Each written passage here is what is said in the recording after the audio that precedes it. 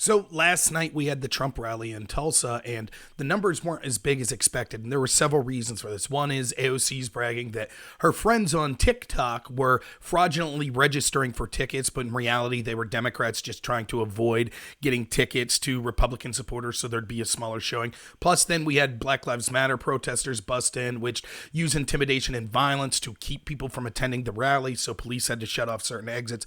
And what I wanted to discuss is, isn't it hilarious how they put more energy into stopping free speech and allowing people to hear an exchange of ideas than they do actually supporting their candidate, Joe Biden?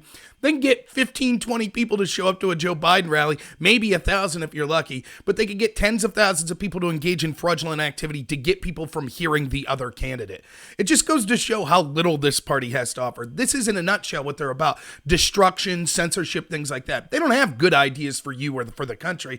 All they know is they'll use any means necessary to stop you from being able to have free ideas in public, to stop you from speaking the truth, or to stop you from listening to someone that might disagree with their disastrous policies. So look for more of this over and over. We see, remember, it was foreign election interference when Russians supposedly used Pokemon Go and when Cambridge Analytica used things on Facebook to be able to send polling out. But when AOC's coordinating to use TikTok, a Chinese-owned company, to go after Trump supporters and stop people from being able to attend his rally, no problem there. When they use violence and intimidation to stop you from attending a Trump rally, no problem there. If this ever happens in the reverse, if you ever see Trump supporters trying to block people from seeing Joe Biden, the police will swiftly deal with those Trump supporters, and all of these people in the media that are celebrating Black Lives Matter for doing this to Trump supporters will say, oh, these people were terrible. How dare they try to censor others? So it's just more nonsense. And the last thing is this.